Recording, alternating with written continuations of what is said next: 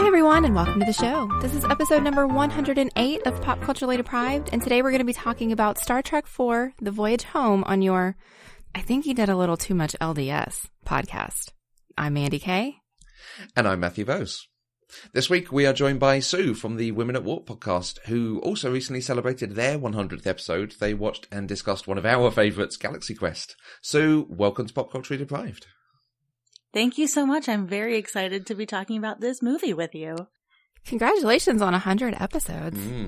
Thank you so much. It took a lot longer than a lot of other shows because we only release every 2 weeks. So it's also about like 4 or 5 years in. So that's fantastic. Yeah, we're really excited. And there's still so much on our list that we want to get to. So we'll be around for a while, I think. Yeah, we feel your pain on that one. Yeah, it's great listening. You keep saying, oh, yes, we must do a thing on her. Oh, we must talk about that character. We must. Yeah. Exactly. So we had Andy on at First Time Trek, so we kind of knew her history with Star Trek because she tweets about it quite a lot. What's your history with Star Trek, and what are your feelings about Star Trek 4? Well, I was born at the same time as my Star Trek. No, that is a reference to a Short Treks episode that just released. No, I was very young when Next Gen premiered, like 4 or 5. Okay. And literally grew up with the Next Generation. I don't remember a time in my life where I was not someone who watched Star Trek. And I absolutely loved it. I've stuck with it. I sort of fell off the bandwagon in college because my college did not allow television. Mm. Oh, no. So, yeah, you couldn't get it unless you like moved off campus and had your own cable hookup. Wow. So I did not see, it mostly affected Enterprise. I did not see Enterprise when it first aired. Oh, no. Sorry. I know, I realized later, not the biggest loss, right? But, yeah, it's always been a part of my viewing. It's always been like my favorite TV show. And I am kind of amazed that like, I feel like a bit of a Star Trek tastemaker in some ways now. So, stick with your passions and it'll take you to podcasting, I guess. Yeah. So Star Trek 4, I mean, was this a family thing for Star Trek in general? Was it that your family watched it as well? And that's what got you in? My older brother certainly did. Okay. I think my parents viewed it more as harmless. Okay. Like it was, it was TV that they could trust us to watch and they knew it wouldn't be bad. Right. For a little perspective on that, my dad was a minister. Oh. So we had, I couldn't watch like Bewitched and I Dream of Jeannie on Nick at Night because witchcraft, but like Star Trek was safe for them. So they didn't really pay attention to it. And were they watching the films? I assume you've not seen this at the cinema. This was once you got into the series, you revisited the films. Yeah, I'm sure I watched it on TV. I know we had the VHS tapes, so I know I watched it at home several times. When the DVDs came out, I definitely bought those. I don't know where they are, but I've seen this in several different formats in several different locations. It's possible I went to a re-release in a theater at some point, but I don't think so for this one. Yeah, it's not the one that tends to be shown on the big screen. Yeah. That's actually surprising to me because this is hands down the one that everybody tells me is the best Star Trek movie. That's really interesting because I feel like in a lot of Star Trek circles, when you say that 4 is your favorite, you get kind of like a side eye. Okay. Because a lot of like hardcore Trek people are like, Wrath of Khan is the best one. Okay. It's just, since we started doing these, when I've been telling people what I've been watching and where we started and that sort of thing, people are just like, oh, 1's so bad, 3's so bad, but 4, when you get to 4, it's going to be really, really good. I mean, of course, everybody likes Wrath of Khan. I think that's why we actually did that one first. We did them out of order. But this one is the one I've definitely heard the most about from people who I've talked to about Star Trek.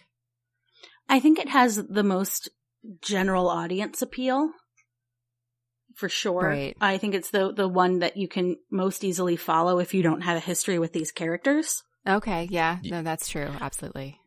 But like for a lot of Trek people, I get side-eye when I say this is my favorite one. So I will admit that I recognize that other people consider Wrath of Khan to be the best one, but this is my favorite one. And those can be different things. So Absolutely. Yeah, it's absolutely the one I can't fault. There is nothing in here that I go, oh yeah, I can take points off for that, or that's not as good as it could be, or there's a problem here. It's just, it works on it. Anyway, we're going to get into that in a bit. Mandi, you had quite high expectations for it then, I assume, going in. I did, actually to the point where I was almost worried about it, because I've loved all of the ones that people have said are really bad. Like, I loved 1, I loved 3, and people are just like, I don't understand how you like those movies.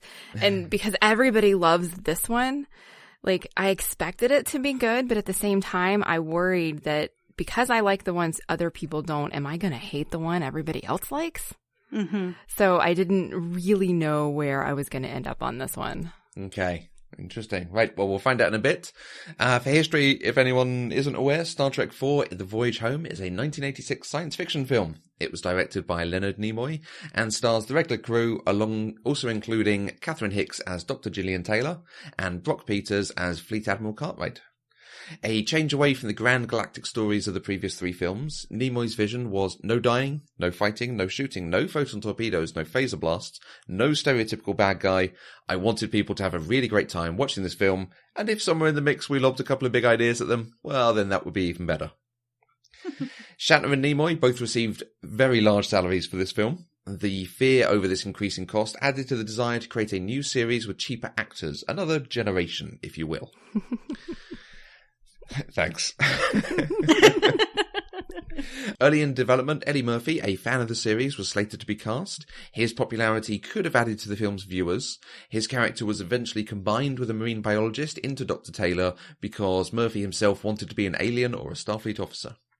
The film was a critical and commercial success. It made $133 million against a $24 million budget, which makes it the most profitable of the prime timeline movies. I think it only made a little bit less than Star Trek 1, but that had a much bigger budget. Yeah. Critics noted the enjoyable humour and strong performances from the cast that were not having to compete with huge special effects for once. I think it's curious that they ended up not letting Eddie Murphy be a part of the film because, I mean, they could have found a role for him as either an alien or a Starfleet officer with as many of those we had in this movie. There's a lot of detail on the writing of the script. The 2 guys who wrote it, so there's a story by, I want to say Harve Bennett and Leonard Nimoy, and they had the story. It went to these 2 guys to write it, who were going to write it for Eddie Murphy, and I think they might even have done Beverly Hills Cop or something like that. It wasn't an, I want to be in it, I want to have a cameo. It was, I want to be the guest star of this movie, Okay. which certainly would have changed the script a lot more than just slotting him into a background scene. Right, if he would only do it as an alien or a Starfleet officer. Got it. Yeah. Okay. Yeah, and then I think that script, Paramount then look at it and turn around and go, actually, no, this is not very good. So they then get other people in to write what we now know, but I think they all end up credited because a large chunks of it were already there. It's a little convoluted. So, as is the movie itself. Yeah, what's this film about? All right, so to save Earth from an alien probe, Admiral James T. Kirk and his fugitive crew go back in time to San Francisco in 1986 to retrieve the only beings who can communicate with it, humpback whales. That's even more than the trailer gives you. I took that directly from IMDb. Like, the trailer gives you a lot of what goes on, except the trailer does not mention whales. That is probably a good call. Yeah. How were you able to watch this? Sue, do you own this? I swear to you that I own this. I have no idea where it is. So I wound up renting it on Amazon Prime. Nice. So you know, Star Trek 4 is your favourite. You don't know where your DVDs are. Ugh. Yeah, exactly. Casual. Ugh. Well, until recently, it was on Netflix for us. So maybe it has to be within the last year, because I'm sure I've watched it within the last year, that it removed itself from Netflix. Right. So Yeah, I'm surprised it's not on Netflix because all of the TV shows are still on Netflix. yeah, well, there's this thing with Paramount and CBS where they have been separate companies and then one company and then separate companies and then one company. And in the most recent divide, someone decided that anything on TV would go with CBS and anything that was a film would go with Paramount. So they're owned by different studios. Got it. Okay. Which is ridiculous. But that's where we find ourselves with the Star Trek movies. Okay. Yeah, at the recent Destination Star Trek, there was like one poster of Chris Pine, and that was basically the only reference to the Kelvin stuff. There was just nothing about the movies at all. It was all CBS series-focused stuff. Really interesting. That'll be interesting once the new show starts, because if I'm not mistaken, the new show with Picard is going to follow the Kelvin timeline, isn't it? No. No? Was that just speculation that I was reading? No, so Go on. we're going way off here. That's okay. But the destruction of Romulus that prompts events in the Kelvin timeline happens in the Prime timeline. Okay. So Romulus is destroyed. These miners go back in time. That event where they arrive is what causes the break-off of the Kelvin timeline. Oh, okay. They arrive and destroy the Kelvin. Heads. Right. Yeah. Okay. See, this is why we need superfans on the show, to educate me on these things. Yeah, a few days ago, there was a lot of kerfuffle over what this actually meant. There was people with notepads of loop drawings. This is what it means. These are Star Trek fans. You'd think they'd understand TV time travel. Yeah. They clearly need to study Back to the Future a little bit more. In the UK, it's on Sky Cinema. There are a lot of the movies available for free on Amazon Prime, but not this one. Yeah. Of course not. The one right in the middle. Yeah. I think one was, like 5 and 6 were, and all the Next Generation ones, but I don't know. Okay, Mandi, I think we've talked about the cast in the past and what we've seen them in. I said that this introduced 2 new actors, Catherine Hicks and Brock Peters. Are you aware of them from anywhere? Just like in the last one, I am aware of Catherine Hicks because of Seventh Heaven, which is where, cannot remember his name right now. Was it David? No, not David. It was the, Sue, you know who I'm talking about. Reverend Camden. Yeah. He was in, one of them. It was 1, 2, or 3. I don't remember which one. Probably 1. He was the guy who was very, arrogant. The foil for Kirk. Oh, Decker. Stephen Collins. Yes. Stephen Collins. Yes, him. He was on Seventh Heaven. And so now this one also has Seventh Heaven actress Catherine Hicks. I don't know what else she's been in. She's just Reverend Camden's wife to me. Okay. Which is probably really terrible, but yeah. Brock Peters, his face was super familiar, but I don't know why. I looked him up and I have no idea why. So this is one of the films that I watched last year that I had not seen before. He is the person on trial in To Kill a Mockingbird. I've never seen To Kill a Mockingbird. Ah, okay. Oh, you didn't study at school or anything? No, I got out of that one somehow, so I have not read it, nor have I seen it. Yeah, that's his sort of landmark role, and then he does become a bit of Star Trek alum. He is also Ben Sisko's dad. I saw that when I was looking him up, but I haven't seen Deep Space Nine yet either, so... Okay, Star Trek 4, you had very heightened expectations. We had a lot of people who wanted to tell us things about this and talk about this and tell you how great it was. Did you enjoy it? I absolutely did enjoy it. Okay. The trend continues that I actually really like these original series Star Trek movies. You're being very definite with how you put that. Just in case the rest of them end up rubbish. Well, up to number 4, I really like them. Anything in particular that appealed to you? What about it did you like so much? I think the dialogue was hysterical. I think my favorite thing was just watching the characters interact with each other. Because, I mean, like you said, Nimoy's vision was that this wasn't going to be this grand action-filled bombastic thing. It was supposed to be just kind of having fun watching it. And you could tell that they had fun filming it. I mean, you can't have a line like a double dumbass on you and not have fun filming that. I'm sorry. You just can't. I was reading some of the movie reviews on this one, and Roger Ebert's opening for his review, I think, is absolutely spot on to how I feel about this movie. He said, when they finished writing the script for Star Trek IV, they must have had a lot of silly grins on their faces. This is easily the most absurd of the Star Trek stories, and yet, oddly enough, it is also the best, the funniest, and the most enjoyable in simple human terms. I'm relieved that nothing like restraint or common sense stood in their way. That's perfect. I think that is pretty perfect. I mean, come on. This is a movie about whales having to save humanity. Like time-traveling whales having to save humanity.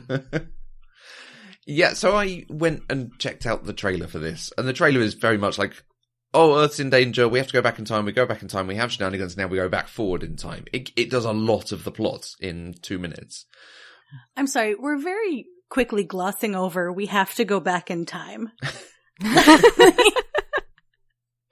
And even in the film, when they come to this conclusion, it's just like, well, there's this thing, and we have to get stuff from the past, but, or rather, they don't exist anymore. Well, clearly, we have to go back in time and get some whales. Oh, okay. Let's just slingshot around the sun. Like, it's all just given. Yeah. Well, okay, so that actually is a really good question. The way they presented time travel in this movie was that it was not a new thing.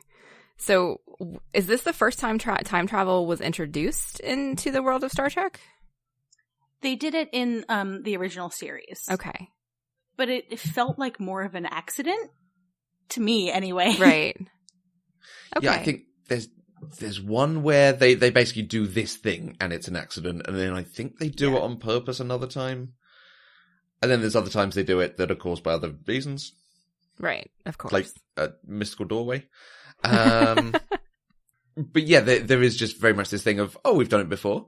You're really going to try time travel in this, Russell? We've done it before. Sure, slingshot around the sun, pick up enough speed, you're in time warp. If you don't, you're fried. You prefer to do nothing? I prefer a dose of common sense. And we can do it again. Yeah. You know. Okay. Yeah, well, so one of my thoughts here was, if time travel is really this easy, why don't they do it more often? I think they play up the danger of it. That this is not necessarily easy. I'm not sure if that's the word, but like this is a thing that could go very wrong. Okay. Right. They also try, not so much in this one, but in like future iterations of Star Trek, to really pin down like we could really mess up the timeline, like we could do some real damage to history here. They talk about it a little bit in Star Trek IV, but it's kind of jokey. But as you go on, they even introduce like the temporal prime directive. Okay. For time travel situations. And then they have, even further on, a Department of Temporal Investigations who like go and have to talk to you if you've done any sort of time travel to make sure you didn't screw anything up. And I think it's a DS9 episode where they talk about how much they hate Kirk. Be specific, Captain. Which Enterprise? There have been 5. 6. This was the first Enterprise. Constitution class. His ship. James T. Kirk. The one and only. 17 separate temporal violations, the biggest file on record. Man was a menace. What was the date of your arrival? Stardate 4523.7. 105 years, 1 month, 12 days ago. A Friday. Oh, that's fantastic. Okay. The 2 characters based on Mulder and Scully, I think. They have their own series of novels now, too, really? and they're hilarious. Somehow, in one of the DTI novels, there is a Borg Tyrannosaurus Rex. Like, they're just completely absurd, which means I highly recommend them. A Borg Tyrannosaurus Rex. Yeah, it's bonkers. Oh, wow. Okay. But yeah, you're absolutely right. They don't really, I mean, very, very lightly, they don't go to, we could be killing our own grandparents, or, right. you know, by taking out these animals, we could be the ones who actually caused the extinction. Mm-hmm. Any of this stuff that you could play around with. Nah, we'll just go and get them. Well, they had one moment where, you know, Bones is like, wait, how do we know that we're not messing time up? And Scotty's like, well, how do we know he didn't actually invent it? And like, that's it. They just kind of glossed over bringing this technology back. Yeah. There's no care given to it whatsoever. They are here for the silliness. That's the point of this film. But no, so it then goes to the idea of we want to bring whales back, which isn't mentioned in the trailer. And it ends up with this very whole thing about the ecological message is the important part of all this. Did you feel that that was preachy, or that it was too much? I probably should have, but I didn't. Okay. I mean, it was very, like, heavy-handed preachy, but we live in a fairly preachy time anyway now, and so I think in the lens of 2018, it didn't really feel that extreme, but in 1986, maybe it was. I feel like the preachiest, or I guess one of the preachiest parts, is really when they're taking the tour of the Cetacean Institute, and they give us like actual footage of this documentary of whalers. Yeah. And it's quite upsetting, but honestly, at least in my opinion, not out of place for a museum presentation like that. Mm-hmm. It felt like that's what I would have seen if I had been at that aquarium, and I believe it. We jump forward. What really struck me, especially this time around, is as they're, you know, going to drop off George and Gracie in the Alaskan waters, that there is a whaling boat just sitting there waiting for them. Right. Yeah. Like, that was quite upsetting. But I think the, like, most eye-rolly, heavy-handed part is when Kirk says, like, you know, it's ironic. When man was killing these creatures, he was destroying his own future. Okay, dude, chill out. Yeah. The bit that doesn't stand out in the film, but as soon as you hear it out of context, you go, oh, that's pretty heavy, is Spock's thing of, judging by the pollution content of the atmosphere, I believe we have arrived at the latter half of the 20th century. Yeah. Like, okay. Oh, yeah. Yeah. Okay, yeah. We're polluting it. Yeah, we know. Thanks. But also, they'd get a much more accurate date and time if they instead use the relative positions of all the other stars and planets. Yeah. Just wanted to make a point about how gross humans are. Yeah. Or like a radio, or any signal bouncing around. I wanted to address the whale specifically. I'm going to say briefly. I'm not sure how briefly. We had an email from Lauren, who joined us a couple of weeks ago for Nightmare Before Christmas at Six Legged Knits, with some very interesting comments about the whales. Her first comment was that the whale biology just seemed so ridiculous that it threw her out of the film, and it made it very hard to really engage with it after there. No, I wanted a little bit more detail. I got a little bit more detail. We got a really interesting letter about the whale biology and the Whaling Commission. Lauren did want to stress the point that she's not a marine biologist. She wanted to be, so did study them at high school, but ended up in aquatic insects, which might be as far from whales as you can get in ecology without working with microbes, apparently. So, the sort of three most relevant points, or three most interesting points. Apparently, these whales are baleen whales, and they are larger. And since their prey is smaller, they require a lot more ocean area to live in than toothed whales, things like orca, dolphins. They are highly migratory. They travel around in cold water areas to warm water mating and birthing locations, which is not true of toothed whales. And they are famous for Toothed whales are famous for living in highly social groups and remaining in the group for their entire life, but baleen whales do cooperate sometimes for feeding or defense purposes, but they are not known for this highly structured social group. The most common long-term association seen among baleen whales is a few mothers with calves that team up and hang out together rather than each mother going it alone with their calf. All of this combines into one fact: you cannot keep baleen whales in captivity.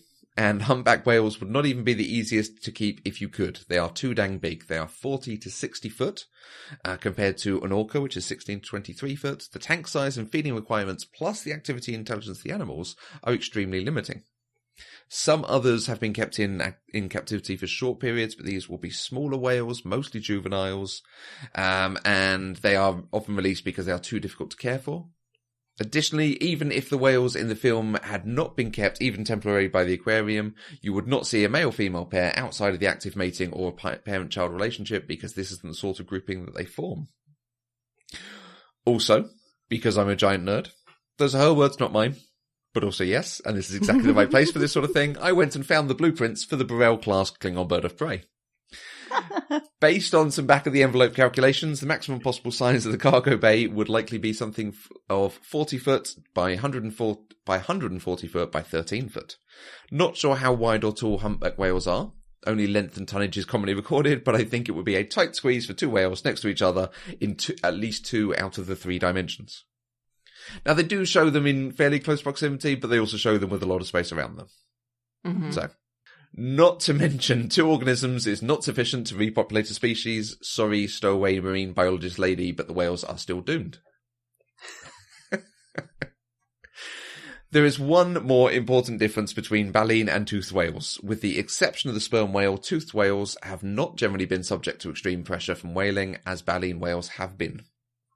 The IUCN Red List, an international list of endangered species, has listed humpback whales as least concerned in 2008.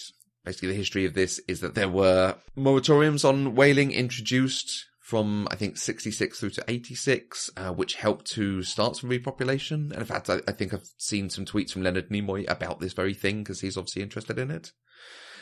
Most of the various populations around the world are now candidates for delisting in the United States under the Endangered Species Act. Provided we don't screw it up with anything new, I would say we have successfully saved the humpback whale with my 2019 perspective. But going back to 1986, Spock leads off the plot by stating that humpback whales had gone extinct in the 21st century. Given that stocks had been recovering a little in the 1966-1986 time, it seems a little pessimistic to me, but makes perfect sense for a propaganda piece aimed at making people love whales and support the ban. So in conclusion, this may be the most charming piece of green propaganda I've ever come across. Maybe Fern Gully should be in the mix, but it's green propaganda, not a Star Trek film. Lauren, thank you so much, because that is awesome, and that is exactly the sort of detail I wanted, so perfect. I think it can be both. It can be a green film plus a Star Trek film. I would agree with that. Yeah, I think it does pretty well at both.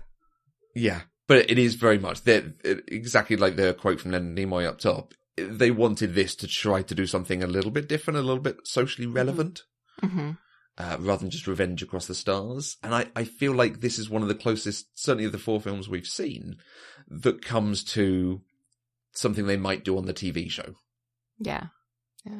I think they tried to take some of this in account, the stuff that Lauren has said, because in the movie, they did specifically call out that the tank that they were held in was the largest saltwater tank in the world.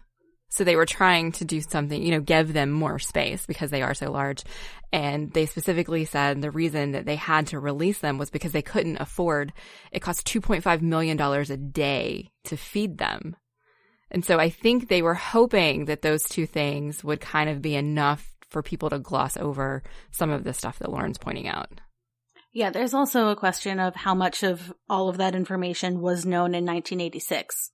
Oh, that's true. I certainly don't know. I mean, we're talking about 30 plus years of additional study, right? Yeah. Yeah, and she did say some of that in the full email. But I thought they were actually really useful and interesting points. Oh, for sure. But I mean, it's what happens whenever we fictionalize a story, right? You kind of have to hand wave some things in order to get to your greater point. Mm-hmm. Which is basically Star Trek 4 Save the Whales. Yeah. I think my favorite point that Lauren made was about the size of the ship. Because she's absolutely right. Those two whales should not have been able to fit in that cargo hold. And the tank they beamed them onto was not even the size of the full cargo hold. They had room to walk around still and watch the whales, which I think is hilarious. But I imagine in 1986, they had no idea that we would have this thing one day called the internet where we could look up things like blueprints of the fictional spaceships. This is why we call Scotty a miracle worker. Yeah. Exactly. Do you think he shrank them with a transporter? Well, we do have scenes where we see him welding, so maybe he just took over the entire deck and knocked down all the walls. There's no crew quarters, no mess, nothing like that. Well, there are only 11 people on the ship.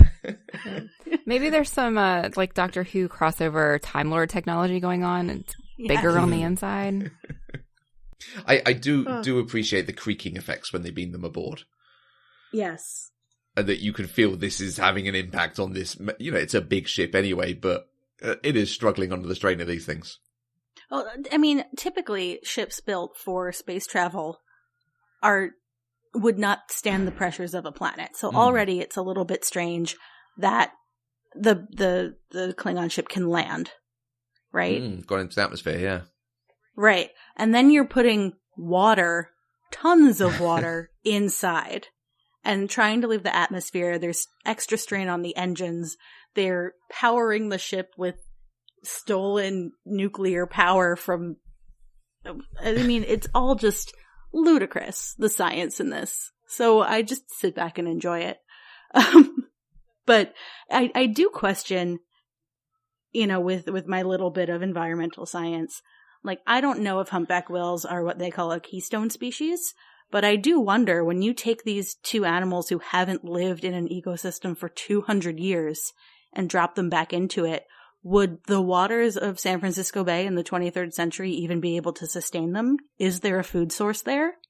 What about the water temperatures?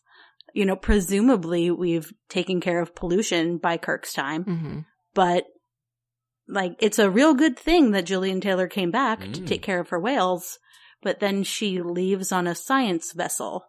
So it's all very confusing. Yeah, they're fine. They can take care of themselves.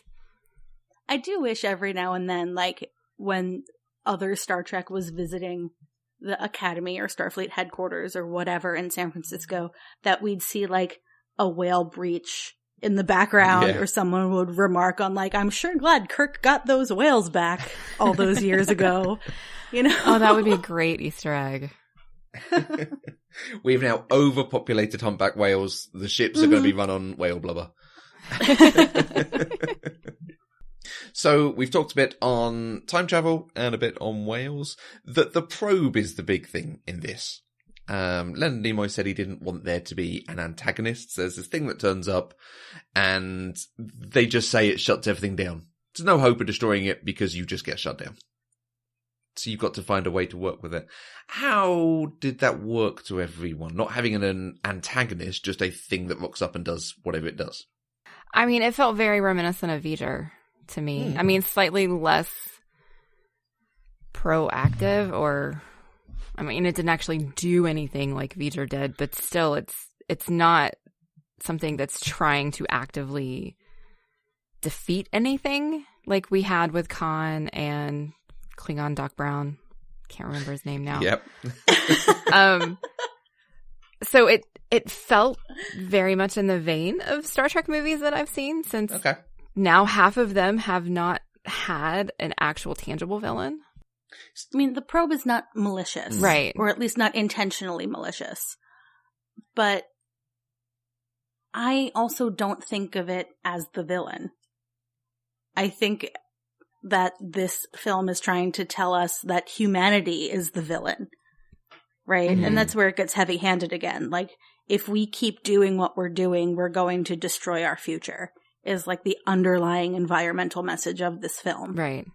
And I think that's the villain. Mm-hmm. I think I looked at it more as if there just was no villain, but you're absolutely right with the message that they were giving us humanity was presented as the villain. So, do we have any theories on the probe, on where it came from, what it's actually doing? Is it just a sort of monolith thing? There's clearly a world out there somewhere that's populated by something similar to humpback whales, or at least share a similar language. Or maybe the whales are aliens. And they were on a scouting mission. Who knows? I made up this whole story in my head that, 10,000 years ago, some alien species visited Earth and figured out how to communicate with the whales. Like, somehow, because they're massively superior to us. I don't know. And so they were just coming back to check on their old friends, the whales. I think that's what the story actually is supposed to be. Because there was a book written after this called Probe.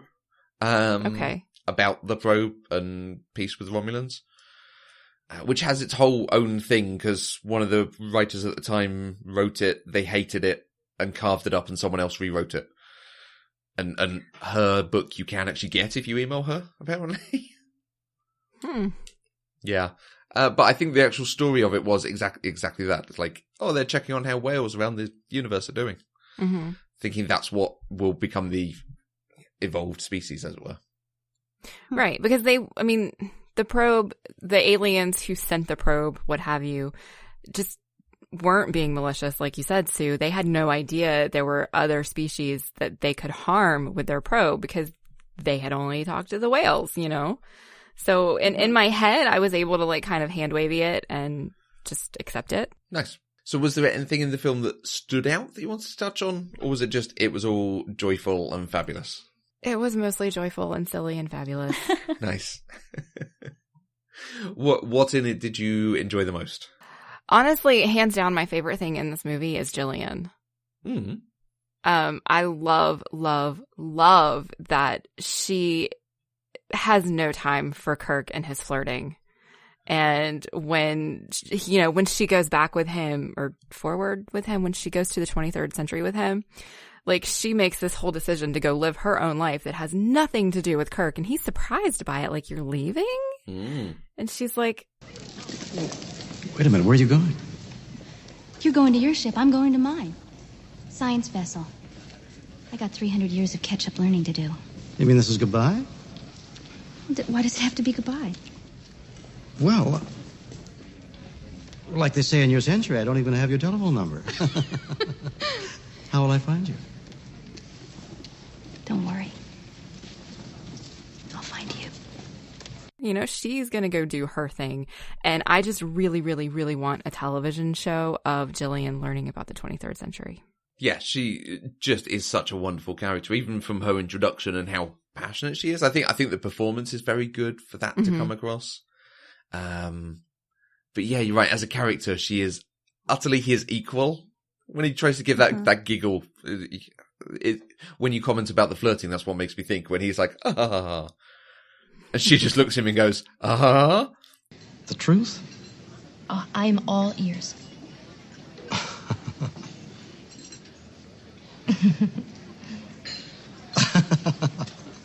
Okay. Are we moving on now? She is one of, if not the only, like, Kirk love interest character to leave on her own terms. Absolutely. But she also, we get to see her do her job multiple times and be good at it and be passionate about it, which is kind of new and different for the Star Trek films, and really Star Trek, the original series. Even my biggest frustration with this film, as far as the characters go, is how much they take away from Uhura, actually. If you pay close attention to her interactions, every response she gives when she's asked if she can do something is, I'll try my best, or I'm as ready as I'll ever be, which totally take away her abilities. This is a woman who is the head of communications on your ship, speaks multiple languages, and in the movies they make her, quite frankly, dumb and unsure. It's not this one, but in one of them, she suddenly can't speak Klingon. Yep. Like, it's quite frustrating. Yeah, and especially it's Spock who realizes about this is aimed at whales and aimed at the ocean. I can buy him knowing it's aimed at the ocean, but you get her great moment of remixing the sounds, and then he goes off and researches it himself. Mm-hmm. And he's the only one not from Earth. Yeah. And he's the one who figures out it's for whales. Like, okay. And Nimoy wrote this, and his character's the smartest. Interesting. I mean, his character's always been the smartest. I do love the moment when Gillian Taylor goes to the park and she runs into the ship and falls over and then is feeling the ship. Her mind work is genuinely very good. She's been practicing her space work and, is feeling the leg of the ship and all of this. That's actually a very good moment. Yeah. I love all the little touches of that too. That like there's a squashed garbage can and the area is depressed by a couple of inches. It's so good. And I particularly enjoyed when they beam her onto the ship. Her reaction to it made me think of the end of Infinity War. And that kind of, I don't want to go. Yeah, I thought it was interesting because I think that's the first time, and this could be completely wrong, but it's in my memory, the first time I can recall somebody talking about what it feels like to go through a transporter. Because in my mind, it's something that always happens. It's normal. People are just used to it, and they're in one place and then they're in another place. But she obviously could feel that something was happening to her, and I just found that an interesting detail. Yeah, it's really nice. Again, a great bit of the performance when she comes on board, and she is very wobbly. Yeah. This is a really strange experience, because most people that we see in Star Trek have probably grown up from birth having it. Mm-hmm. Yeah, it's great. She also has one of my favorite lines in the film. I don't know about you, but my compassion for someone is not limited to my estimate of their intelligence. Yes. And I just want to high five her. Yeah. At that point. Yeah, her not buying into the sort of Star Trek-ness of it in places. Mm-hmm. Yeah. She does this job because she loves it and she's good at it. And she's a decent person. I wish we'd had just a moment with her to know her sort of personal background a bit. She has that great line of, there's nothing for me here now. Because clearly the whales are her thing. Mm-hmm. I just wish we'd had a little bit more about why she feels she can just disappear from this time and go with them. Just to give her own agency a bit more. Because it's just she's now wrapped up in their adventure. Yeah, I think she even says, I have no one here. Which is kind of out of nowhere, a surprise. Yeah. But if we'd had a bit following her to see she has no family, she has no friends, her work and stuff, just something. Just to center her a little bit more. But it's done very well. I don't want that to take away from what we actually get. Yeah, it helps that they made it her choice to go. It wasn't, you said she gets wrapped up in their adventure, but she wasn't going for them. She was going for the whales. And yeah. I think that makes it better that it was something that she decided to do for herself and for these creatures that she genuinely loves. She wasn't doing it to help Kirk. She wasn't doing it because she had some sort of knowledge or information that they needed. She simply went because she wanted to. Yeah, she didn't believe them at first. Right. And she didn't want any part of this. She just kind of found these weird guys. She was like, okay, weirdos, whatever. And it was her last hope, her last ditch effort was to go back and see if he was somehow telling the truth. And that's when she gets pulled into their situation. So sadly, we've now run out of women characters to talk about, but was there anything else, Mandy? Did you guys catch the Kirk facepalm? So I have a note that the Kirk facepalm predates Picard's. It was hilarious. Okay. It was when he caught Spock in the tank at the museum. Oh, yeah. The shots of him and he just does this facepalm. And I'm like, that's hilarious. And in that same scene, Spock trying to use the colorful metaphors. I assure you that won't be necessary. We're only trying to help. The hell you were, Buster. Your friend was messing up my tanks and messing up my whales. They like you very much, but they are not the hell your whales. I suppose they've told you that, huh? The hell they did. They like you very much, but they are not the hell your whales. But it's so matter of fact. So matter of fact. It's great. All right, who the hell are you? What were you doing in there? Yeah, speak up, though. Attempting the hell to communicate. And just watching Kirk, like, so confidently try to use this language. You know, I mean, I said this line already. Well, a double dumbass on you. Like, it makes no sense. But he just delivers it so confidently. And I know this is how people talk in the 20th century. Yeah. No, ma'am, no dipshit.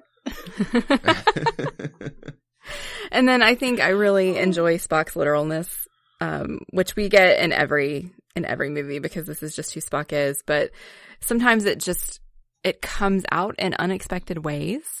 So Jillian asks him, Sure you won't change your mind? Is there something wrong with the one I have? and it was just an unexpected response, but perfectly spot on for the character. And so I like little character moments like that. And there were actually a lot of them in this movie.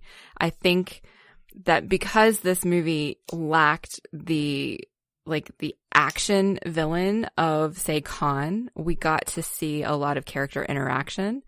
So, like, Kirk telling Bones to stay put when he's going off with Spock to try and figure out what's going on, and Bones is like, no, I have to keep an eye on him.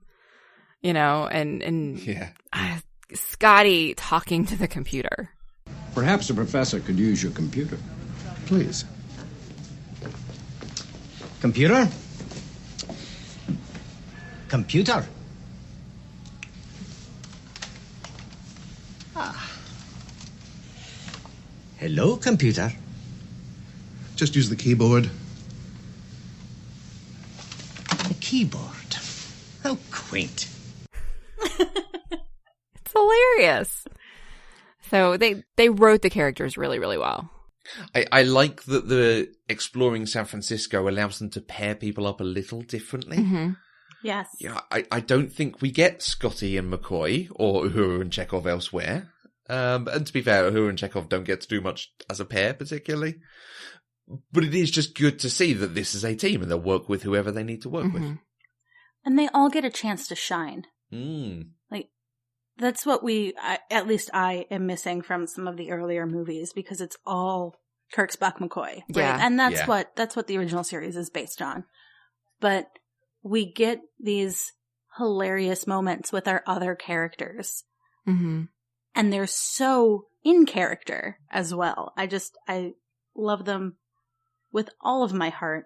I love that Chekhov, in a heavy Russian fake accent, is asking about nuclear vessels in San Francisco and a naval base in 1986.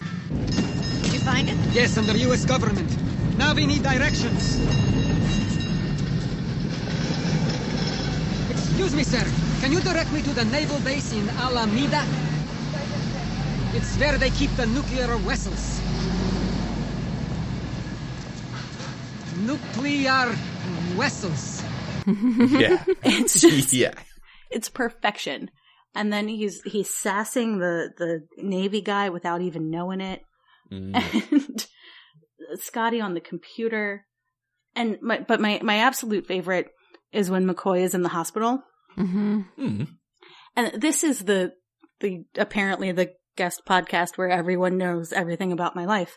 I absolutely love when McCoy finds this woman. What's the matter with you? Kidney dialysis. Dialysis?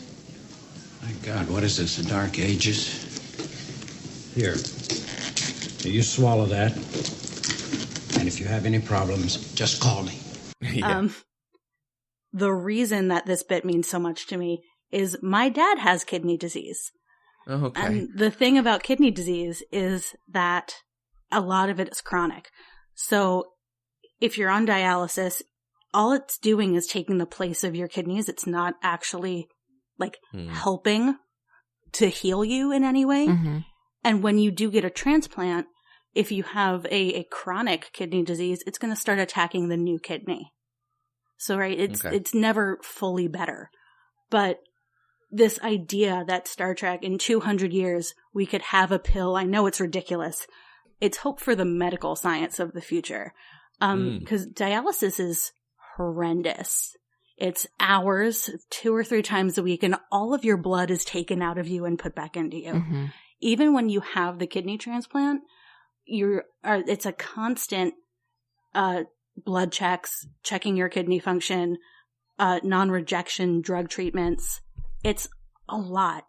And it's a hope for the future, a hope for advancement of science and technology that is not always the focus of Star Trek.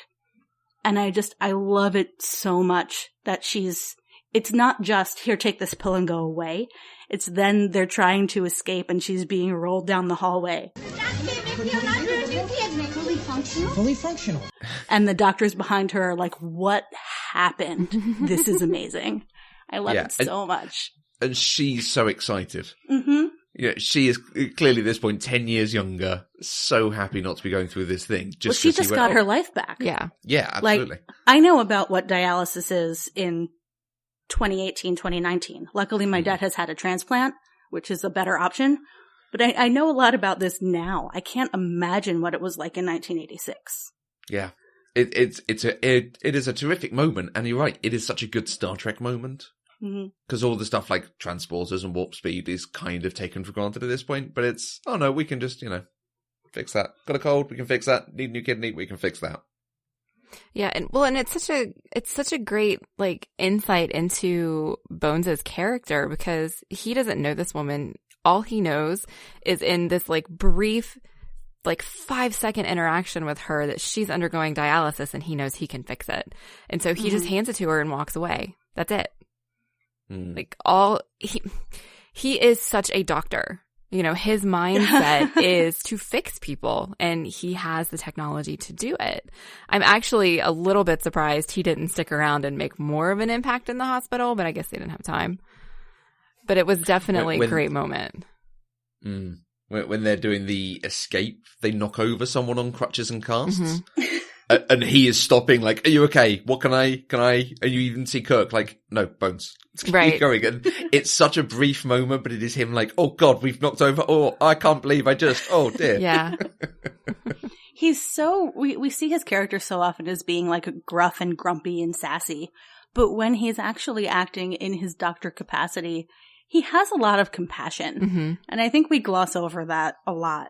But he might not have the best bedside manner, but he has the smarts and he has the desire to improve the lives of the people around him. And A+ doctoring. There's a really nice pair of scenes with him and Spock, which they do in every film because that is a relationship we come to it for. But early on, where he's trying to talk to him about death, and he's saying you really have gone to where no man's gone before. And it's snarky, and they're not getting on, and they're not gelling, and it's kind of back to how it always was. But then at the end, he goes to Spock and he says, "You look like you're in a quandary. What's going on?" And he helps him through the problem of dealing with the calculations, dealing with the whales. And there's a real sense of kind of burying the hatchet and actually working as friends at that point. It's a little moment, but they write him really well in this. I think just going through this list as we're talking about it, there are so many small moments in the film, things that are really funny or mean something really good for characters. It just, as a film, it does it so right all the way through. There's just things I've got on my notes and things that I know you put on your thought stock, Mandy, of just Sulu looking at the helicopter is such pure joy. He's so happy, oh, this is lovely. Can I ask you some questions? And jokes about the colourful metaphors, Spock covering his ears up. There's just all the way through. It's constant comedy, but not in the same way Star Trek 2 was a bit. It was constantly McCoy and Kirk making jokes about things. This doesn't have that same level of snark. It's just fun. And I love that from the TOS crew. My favorite episodes are when they're campy and goofy and ridiculous. And it's so joyful. Yeah, they've all been together so long at this point. It's great.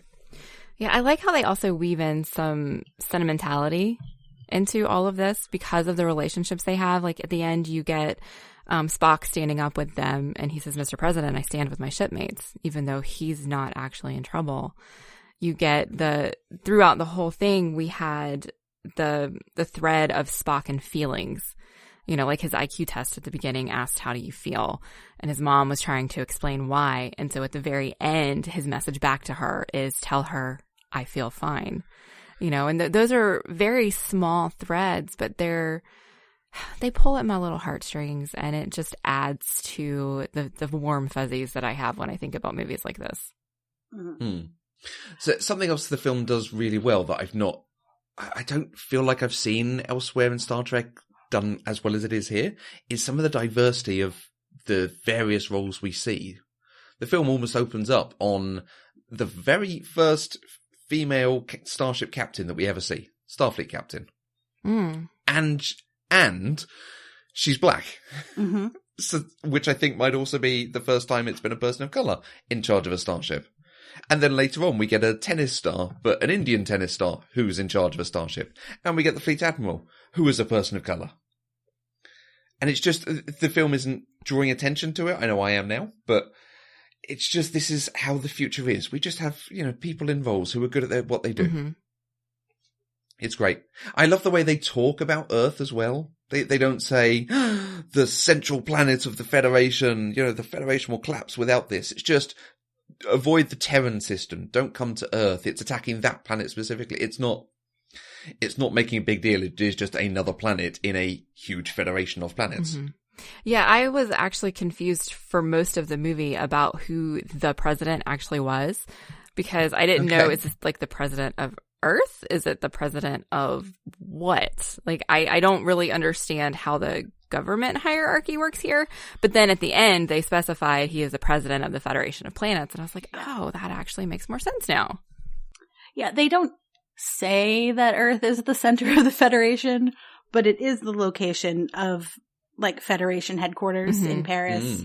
It is the location of Starfleet Academy in San Francisco. Right. You know, we're pretty human-centric in Star Trek, but, you know, what are you going to do? Yeah. But I like that they don't write it in that way in this one. Yeah. Although... I mean, you're absolutely right, it is. Yeah, and talking about the diversity, I mean, a lot of stuff you hear now is, or rather, what filmmakers are being told, or just urged to do, is to include more diversity, especially even in the background characters. It's one of the easiest ways to make your movies feel like they take place in our world. Because if everybody looks the same, that's not the world we live in. And especially starting in this film, I think Star Trek is really successful at it.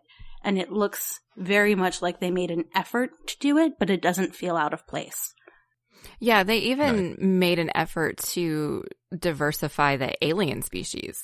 I mean, there were so many, like, just background characters in those, like, the court-martial scenes where everybody was gathered to talk about what Kirk had done and what his punishment was going to be. And they're alien species that I am not familiar with. They're not, you know, prominent ones in the Star Trek universe, but they were making an effort to show the universe is bigger than we've seen. Yeah, there's a real sort of Star Wars vibe to it almost. Yes. With some of them, absolutely. Like the one with a really big, like, furry head, big eyes. Yeah. And every now and then you get, like, canonistas complaining, like, we've never seen that alien before. Well, there are 183 members of the United Federation of Planets. We've met, like, what, 15 of them? Yeah. It's totally reasonable to have background aliens walking around that we've never seen before. Chill out. And then others who complain when Kelpians are introduced. Right. And they're not even a member world. Yeah. No one's happy. No one's ever happy. You did a Women at Warp recently about minor characters. So very, very short single episode type characters. The USS Saratoga with that captain, you know, an absolute science vessel that appears to be patrolling the edge of the neutral zone. There's a story there, and I really want to know it. Yeah, sure. I think we mentioned that's the one that has the black woman captain, right? Yeah. I think we mentioned her in our captain's episode as well. Okay, yeah. Did she ever get a name? I don't think she did. I feel like she does in the credits. Okay, I don't remember it. Wikipedia says No, the actress herself is even uncredited. So no, she's definitely not in the credits. Oh, wow. Great. Yeah. Hopefully she has a name in the novelization. Yeah. But she's listed here as Saratoga Captain. Great. Well on her. One of the other things that I love about this film is the sounds. The soundtrack, I think, is phenomenal. It is a very different soundtrack to the rest of Star Trek. It's not James Horner. It's not some of the sort of big bands that we get in the series and the other movies. The person who did it, a chap called Leonard Rosenman. And it really does stand out. It's got this slightly fantastical bombast to it. But he changes it all the way through when they're escaping from the hospital. There is a whole Russian element to it that I'm sure is just because it's a Chekhov scene. Mm-hmm. But that's a level of detail you don't often get from your soundtrack. Star Trek's always about reusing things quite often throughout films. And he appears to have done a lot of very different tracks all the way through this. It always catches me out because at least one of the tracks here is reused, or I think this reuses from his Lord of the Rings animated soundtrack. So when it starts, I'm always like, oh, that's not Lord of the Rings, but kind of Lord of the Rings. I did find myself missing the traditional Star Trek theme music from this. Right. We finally got a few notes of it at the end, but even then it was kind of buried in a much larger piece. And probably in 1986, I mean, this was the fourth movie. They didn't need to generate the emotional nostalgia from it like they did in the first one. But coming at it now, I've come to expect it. And so it was noticeably missing for me. Did you enjoy, did the new music stand out other than it was different? Well, I guess it did because I paid attention enough to it to recognize in the middle of one of those pieces at the end that it became familiar. So I was already listening to it. I'm not sure that I was doing it on purpose. Okay. It was just there. I didn't dislike it. I need those 3 notes. Just give me that bit. Yes, pretty much. Yeah. But even over the soundtrack, I love the sound effects of it. Like I say, the creaking of the ship when they beam the whales aboard. The probe noise is so unique. If you heard that, you would know what film it's from. Mm-hmm. Yep. I love who are remixing it, that it goes through sequences of remix. So she doesn't just go, oh, here's what it sounds like underwater. She has to work at it and do it, and it sounds different every time. Mm-hmm. All the way through the film, I think the sound effects that they present to us are really good at supporting the story. And then finally, I wanted to talk about Spock and Sarek, because they have a scene at the end that for me is just beautifully done. It's building on the relationship we saw them have in the series, where they didn't talk to each other, they didn't want to work together. It has kept Spock and Sarek from speaking as father and son for 18 years. Spock is my best officer. And my friend. I'm glad he has such a friend. It hasn't been easy on Spock. Neither human nor Vulcan. At home nowhere, except Starfleet. And there is that underlies this scene really well, because you can feel they are putting it behind them, they're moving on, and Sarek is effectively apologizing to his son for having been so hard on him. As I recall, I opposed your enlistment in Starfleet. It is possible that judgment was incorrect. Your associates are people of good character. They are my friends. Yes, of course. I think particularly now, with everything we got from Discovery, it works even better because we know that history even more. Yes, absolutely. I actually, at several points in this film, my brain went, oh, that Discovery picked that up. Oh, that's referenced in Discovery. And I think especially the scene with Spock and Sarek, I opposed you going to the Federation, into Starfleet. It brings in a lot of that story that they set up with Michael and Sarek in Discovery. Mm-hmm. Yeah, it works. So Sarek is such a minor character in this, but actually he gets to do some really good stuff. And I love when you see that final shot of him just as they're about to go into the past and he's looking out, that we then return to later and he spots them coming in. it's almost like he knows how Spock thinks, and he knows that he will try to bring them back to exactly this time. Mm-hmm. So I should start looking out for them, so I can see them first. Yeah, it's a great film. This is a very easy one to gush about. It is. It's so good. I do have one question, though. Go on. It did not appear that very much time had passed at the end of the movie whenever they unveiled the new Enterprise that he was going to get to captain. How did they build a brand new Enterprise that quickly? Because it felt like, from the perspective of this movie, 3 months have passed since the Enterprise was destroyed. Can you build an entire Starfleet ship in 3 months? Probably not. They could have been building it anyway. And they just decided to make it the Enterprise? Maybe? Yeah. Okay. Maybe. That was my last question, was how did they do that in just 3 months? We don't know how much time passes between the trial and that moment, of course. Mm-hmm. It is implied it's pretty instant.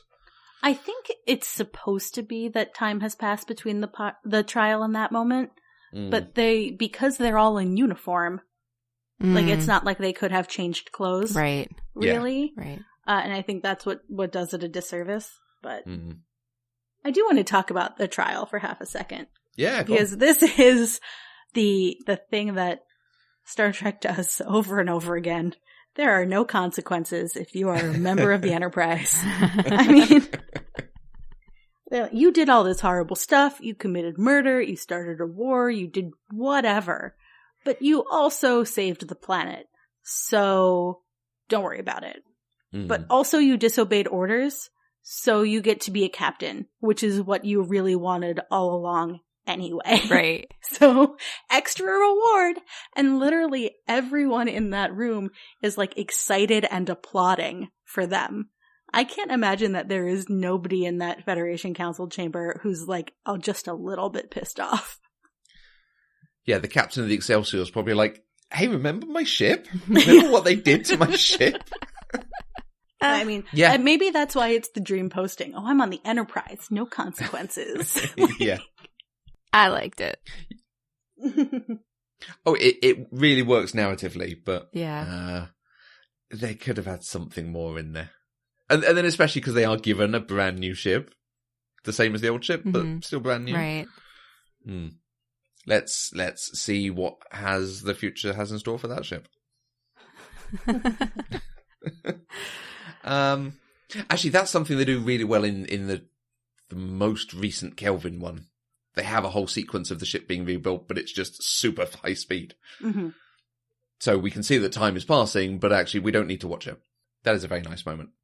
All right. Well, is there anything else that we need to discuss about Star Trek 4? We've been talking for a little while now. I haven't written the question down. I did want to ask a question about the colourful metaphors. This film has quite a bit of swearing in it, particularly for Star Trek. And I could see someone taking issue with it. I was made to think of this because Josie at Josbot7 said that this was the first movie my parents willingly took me to that contained both questionable language and someone drinking alcohol. To this day, I can't hear the word Michelob without picturing my mum cringe at the sight of such debauchery on screen. It's mild swearing, but it is often and frequent. Is it too much? Is there actually an age at which we could introduce someone to this? What are your thoughts? As people who, I don't think any of us have kids, but... I think it started out as people, as the writers trying to comment on how much people swear in day-to-day life. But you know what? That's life.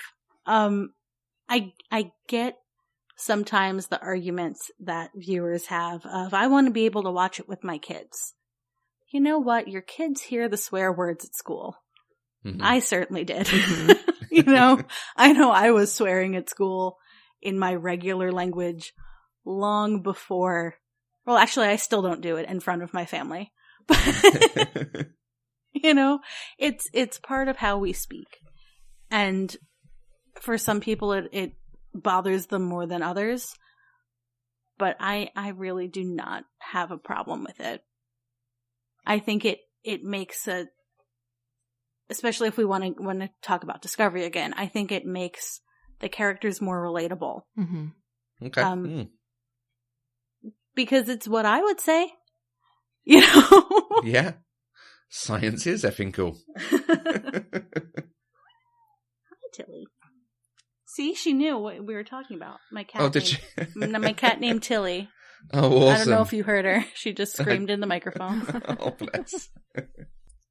Josie also wanted to comment that her favourite bit of trivia was that the punk on the bus is actually Leonard Nimoy's assistant, and he had to beg Nimoy to give him the role, and then he gets to cameo as himself, as the punk, in Spider-Man Homecoming.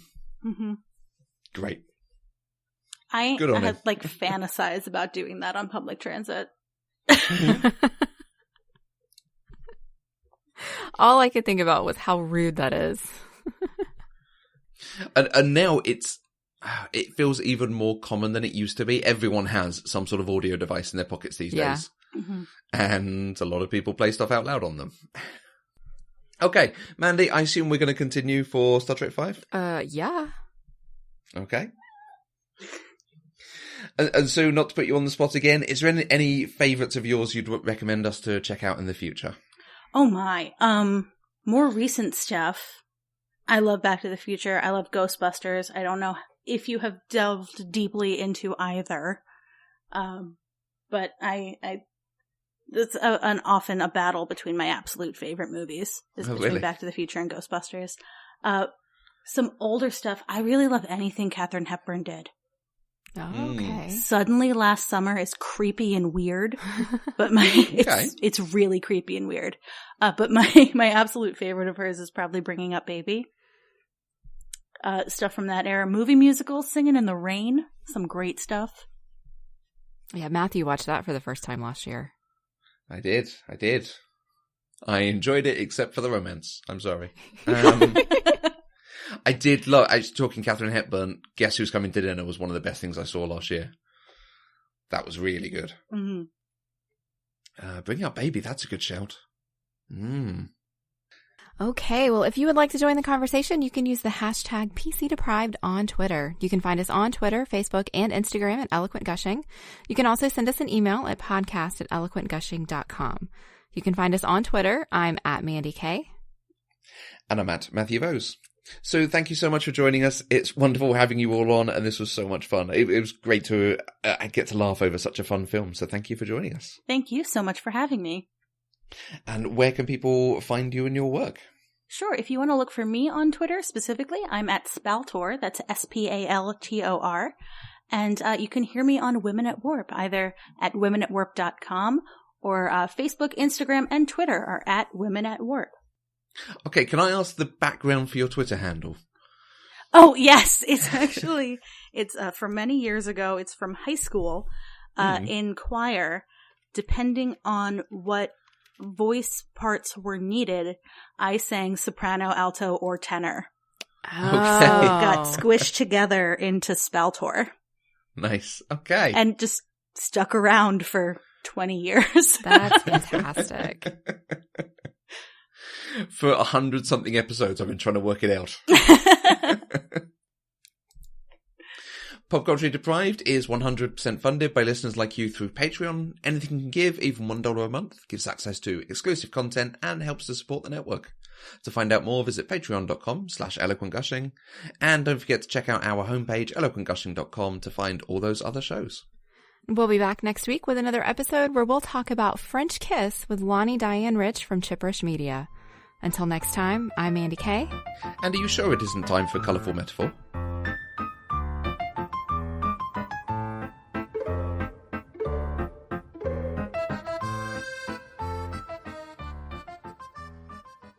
Pop Culturally Deprived is an Eloquent Gushing production. For more information, go to eloquentgushing.com or find us on Twitter at eloquentgushing.